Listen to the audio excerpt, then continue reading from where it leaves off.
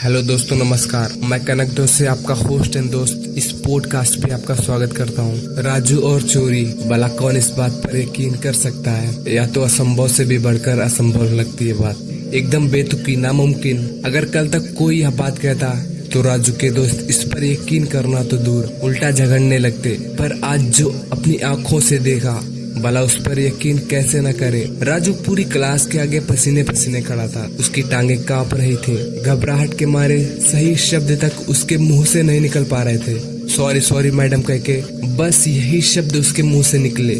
Madam वंदना गोस्वामी भी हैरान थी और कक्षा के सारे छात्र तो जैसे भौचक्के होकर यह सारा नाटक देख रहे थे। क्लास के सारे बच्चे सोच रहे थे, यही राजू है ना जो दोस्तों का दोस्त था और उन पर पैसे ऐसे लुटाया करता था जैसे पैसों की बरसात हो रही हो। दोस्तों की कोई पार्टी हो तो पैसे हमेशा राजू की जेब से ही निकलते थे। कहीं जाना हो, पिकनिक हो, सैर सपाटा या खाने पीने की दावत या फिर अप्पू घर में झूले झूलने का प्रोग्राम, सब बच्चे राजू से कहते और राजू बिल्कुल बादशाह वाली मुद्रा में मुस्कुराते हुए जेब से 100 के नोट निकालता। यह सब देखकर सबकी आंखें फैल जाती थी। राजू, कहाँ से लाते हो तुम इतने सारे पैसे? कोई डरते डरते भी पूछ लेता।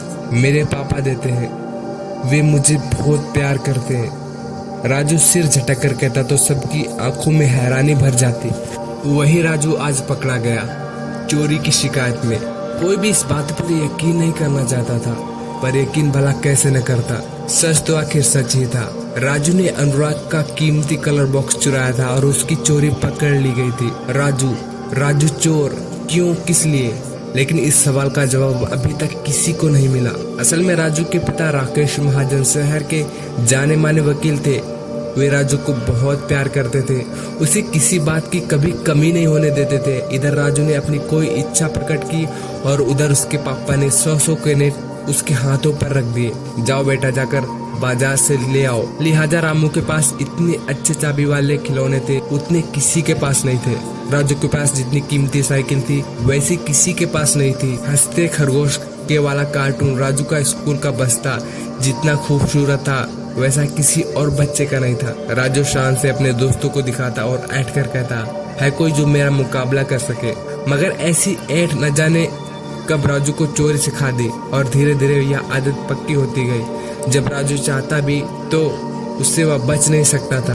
दूसरे जाने या ना जाने पर उसके नजदीकी दोस्तों को तो पता चल ही गया था। एक दो दोस्तों ने राजू को टोका भी, राजू तुम यह क्यों करते हो? इस पर राजू हंसकर कहता, अरे तुम क्या समझोगे, चोरी के अमरूदों में जो मजा है वो बाजार के अमरूद खरीदने में कहाँ। वैसे भी यह एक हुनर है, हुनर। बड़ा कोई मुझे पकड़ कर दिखाए।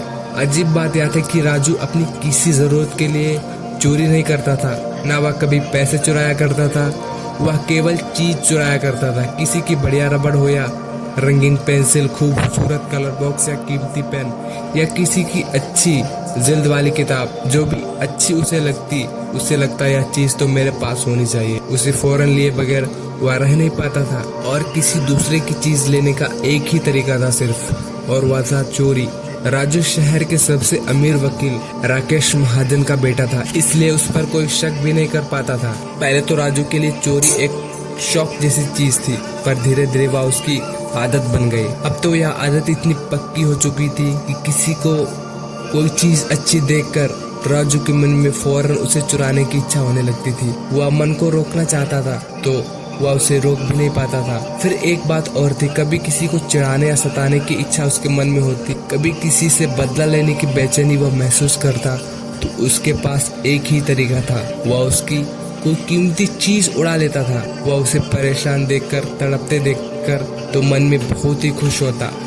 यही चक्कर तो अनुराग के साथ हुआ था। अनुराग ना उसकी धौंस में आता न उसकी ऐठ सहता।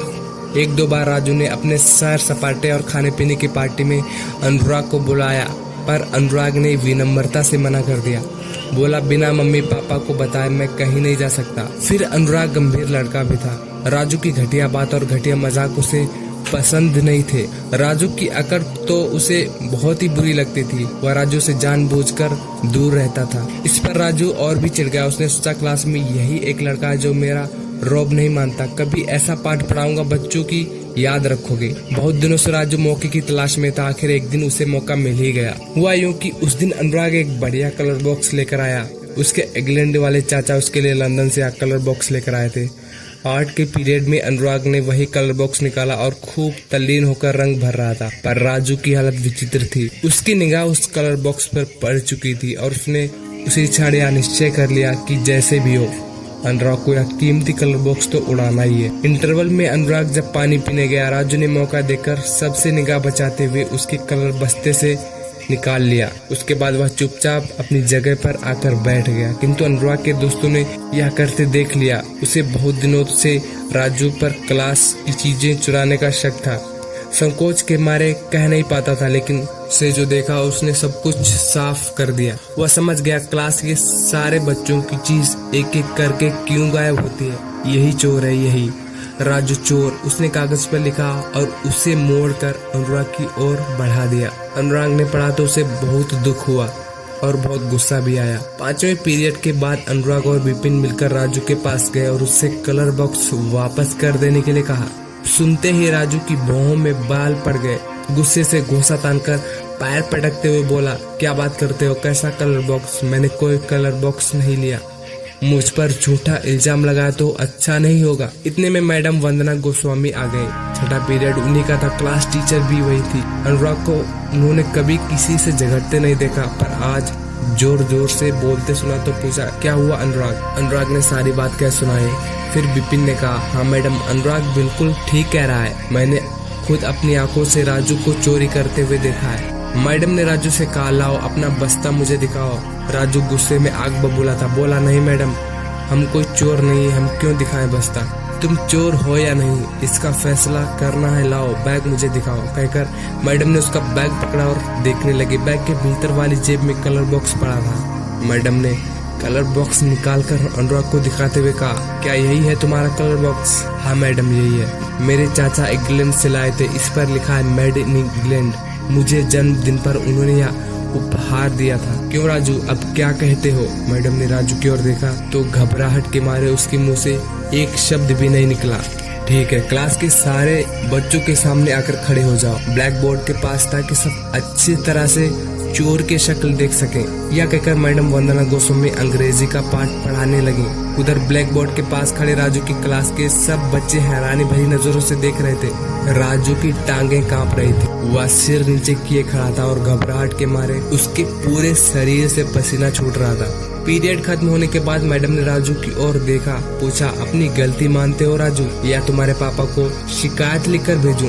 सॉरी मैडम, मैं आगे से ऐसी गलती कभी नहीं करूंगा, राजू ने कहकर मैडम को उस पर तरस आ गया। बोली, ठीक है राजू, खुद को सुधारो। राजू ने दिखावे के लिए गलती भले ही मान ली थी, लेकिन अंदर ही अंदर वह गुस्से से दिल मिला रहा था। उसका इतना अपमान क्लास के बच्चों के सामने और कभी भी नहीं हुआ था। वह दुष्ट अनुराग और विपिन के कहने पर उनसे बदला लेने की सोच रहा था। उसके मन में यही चल रहा था। बहुत दिनों तक राजू का गुस्सा अंदर ही अंदर उबलता रहा। आखिर उसने अनुराग और विपिन से बदला लेने का निश्चय कर ही लिया। अपने कुछ दोस्तों से उसने कहा, अनुराग और विपिन को अब मैं छोड़ूंगा नहीं, इतना पीटूंगा कि याद रखेंगे। किंतु खुद राजू के दोस्त उसकी बहुत सी घटिया आदतें पसंद नहीं किया करते। अनुराग क्लास का सबसे अच्छा और बुद्धिमान विद्यार्थी था। इंटेलिजेंट इतना कि क्लास में हमेशा प्रथम आता था। पढ़ाई में दूसरों की मदद भी करता था। सभी चाहते और उसकी इज्जत भी करते थे। इसलिए राजू के दोस्तों ने अनुराग को यह बात बता दी कि अगले 2-3 दिन खतरे के हैं, खूब सावधान होकर रहना। अनुराग पूरी रात सोया नहीं। वह मन ही मन सोचता रहा, क्या करूं, क्या ना करूं, क्या अपने पापा से सारी बात कहूं, क्या क्लास टीचर को रिपोर्ट करूं, प्रिंसिपल से शिकायत करूं, लेकिन बात आगे न बढ़ जाए। आखिर खूब सोच विचार कर अगले दिन शाम को अनुराग राजू के घर गया और उसके पापा से मिला। उसने उन्हें राजू की सारी बातें साफ साफ बताई। कहा, अंकल, राजू को चोरी की बुरी आदत पड़ गई है, इसी वजह से वह पढ़ नहीं पाता, आप उसे रोक सकते हैं। राजू के पापा को अनुराग का आना बहुत अच्छा लगा। अनुराग का बात करने का ढंग भी बड़ा गंभीर और प्रभावशाली था। साथ ही गरीब होने पर वह भी ज्यादा साफ सफाई से रहता था। क्लास में हमेशा प्रथम आता था। उसके शब्द में सच्चाई थी। राजू के पापा अनुराग से बहुत प्रभावित हुए। अनुराग के सामने ही राजू को बुलाकर उन्होंने डांटा, अब तुमने यह भी शुरू कर दिया राजू, पहले चोरी करते हो और फिर दूसरों को पीटते भी हो। सारी गंदी आदत सीख ली है। अनुराग को देखो, कितना होशियार और कितना मेहनती विद्यार्थी है ये। ऐसे बच्चों को सब पसंद करते हैं, जबकि खराब आदतों के कारण तुमसे हर कोई नफरत करने लगा है। राजू की मम्मी ने भी अनुराग को बहुत प्यार किया। बोली, काश हमारा राजू भी तुमसे कुछ सीखता। राजू को जब पता चला कि सब बात खुल चुकी है तो वह बहुत शर्मिंदा हुआ। उसने अनुराग से माफी मांगी। अनुराग ने मुस्कुरा कर कहा, कोई बात नहीं राजू, कभी कभी गलत लोगों के साथ के कारण ऐसा हो जाता है। अब भी चाहो तो तुम खुद को बदल सकते हो, जरूर बदल सकते हो। अनुराग की आंखों में गुस्सा नहीं था, प्यार और सच्चाई की चमक। यह देखकर राजू को अच्छा लगा। उसने अपने किए पर बहुत पछतावा हो रहा था। राजू के पापा ने कहा, खराब लड़कों की बजाय तुम अनुराग को अपना दोस्त क्यों नहीं बनाते? कितना अच्छा और समझदार है ये बच्चा। अंकल, इसीलिए तो मैं आया हूँ, कहकर हंसते हुए अनुराग ने राजू की ओर देखा। राजू ने झट से अनुराग की ओर दोस्ती का हाथ बढ़ाया। फिर दोनों एक दूसरे के गले लग गए। राजू बदल गया। उस दिन से राजू बदल गया। उसके पापा कभी कभी हंसते हुए अनुराग से कहते हैं, बेटे अगर तुम उस दिन घर न आते तो न मुझे यह बात पता चलती कि राजू के कदम कहाँ कहाँ भटक रहे हैं, और न राजू कभी पढ़ाई में इतना अच्छा निकल पाता। इस पर अनुराग मंद मंद मुस्कुराता हुआ राजू की ओर देखता है और कहता है, अरे अंकल, यह तो बहाना था हमारी दोस्ती का। अगर यह सब न होता तो मुझे राजू जैसा प्यारा दोस्त कहाँ से मिलता। इस पर राजू ही नहीं, उसके मम्मी पापा के चेहरे पर भी एक मीठी सी मुस्कान तैरने लगती है।